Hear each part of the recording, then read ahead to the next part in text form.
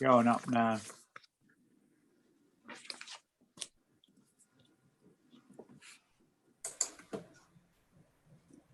Yeah, that's fine. It's come up on mine now. Good morning, everyone. Welcome. Welcome to this meeting, including members of the public and the press, viewing the meeting via the live stream on YouTube.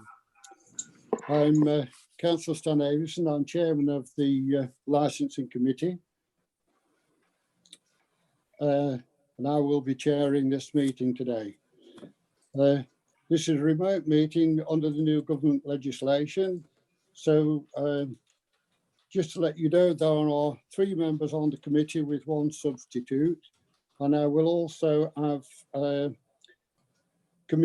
will also have the number of officers with us representing reports, administrating the video conference and providing legal advice. And just to remind everyone to be on mute unless you are speaking. This is really important, otherwise the audio becomes very muddled. Have your video turned on. And when you want to speak, please press the blue hand button on the participants list, and that you will be called as the speakers in line as you press your button. But if you need to leave the meeting, please let us know before you leave. Otherwise, we won't know if you've actually left the meeting or you need to come back. I just want to go through now to the list of the members to confirm they are present.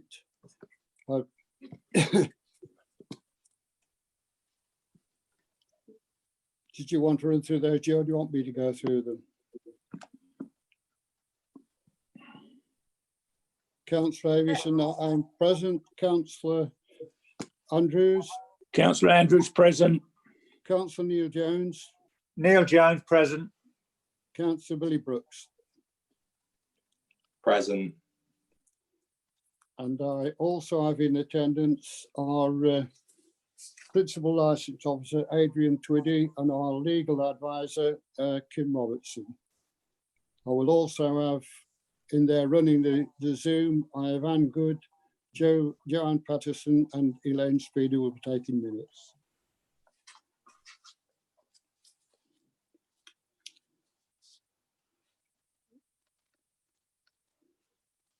Lovely, thank you. So we'll go on to, I'll go on to the actual election, the agenda now, election of chairman. If I could please have an election of chairman, proposer and seconder, please. Councillor Andrews would like to propose Councillor Avison as chairman. Councillor Neil Jones will second that nomination. Thank you very much. Thank you. Are there any disclosures of interest, please? No. No. That's fine. Thank you. The register of attendance we've done. So now if I can call on Mr. Twiddy to run through the first report, the application for the review of the premises licence, the Turks Head, Main Road, Maltby, Marsh, Altford. Mr. Twiddy. Yes, I was on mute there, wasn't I, Chair? Sorry about that. That's quite all right. First of all, what I would say, Chair, is that Lincolnshire Police have made a representation to yourself for this review hearing to be heard in private session. So I'll go through the basics in relation to what a premises licence review is. So for the public aspect of this particular hearing, and then as members, you need to consider whether you wish to consider the police's request to go into private session, and if you think it's appropriate, then move into private session. So this is an application for the review of a premises licence for the Turks Head at Main Road, Maltby Marsh near Alford. That was a premises licence review that was called by Lincolnshire Police, and in line with the requirements of the legislation, Chair, that the application for review has been advertised outside the premises, and it's been advertised on the council's website as well. 28 days were allowed for people to make representations in relation to the application for review by Lincolnshire Police. There were no representations made during that 28-day period by the responsible authorities, let's say trading standards, health and safety, child protection, those kind of authorities. And there were no representation made by members of the public, Chair, either. So the application is submitted by the Lincolnshire Police. There are no other responsible authorities or members of the public joining that application for review. The police will present their case to you in due course, and of course the licence holder will give the background in relation to themselves at the premises as well, and answer the representations made by Lincolnshire Police. So the decisions that you could make today, Chair, the subcommittee could make today, there's a range of those, and they're set out in the recommendation section of my report, which is on the second page of the report. And you've got a range of steps you can make today. You can modify the conditions attached to the premises licence. That would be change them, add to them, remove to them if you felt that was appropriate. You can exclude a licensable activity from the scope of the licence. If you think it's appropriate, you could remove the designated premises supervisor. You do have the power to suspend the licence, but the maximum period for suspension is 3 months, Chair. And if you think it's appropriate, you do have the power to revoke the licence.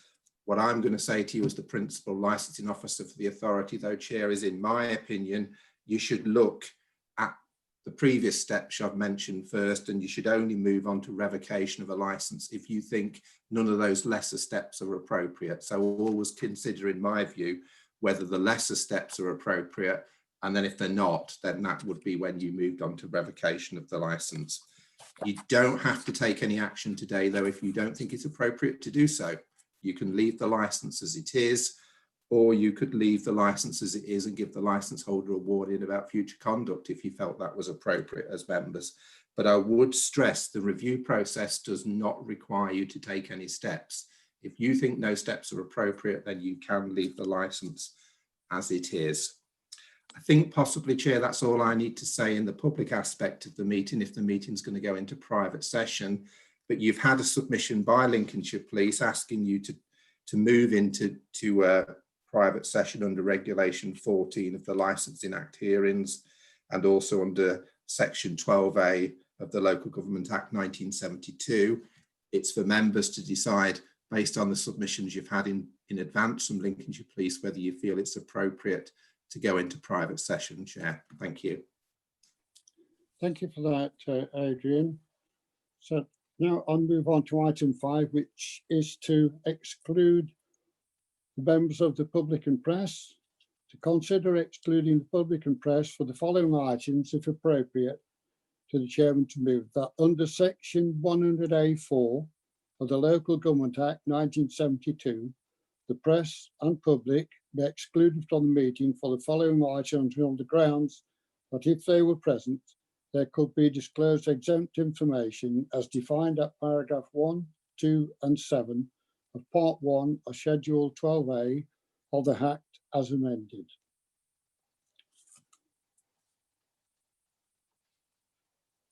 I move that, and could I have this person the seconder on that one, please? Yeah, I'll second that, Chairman. Thank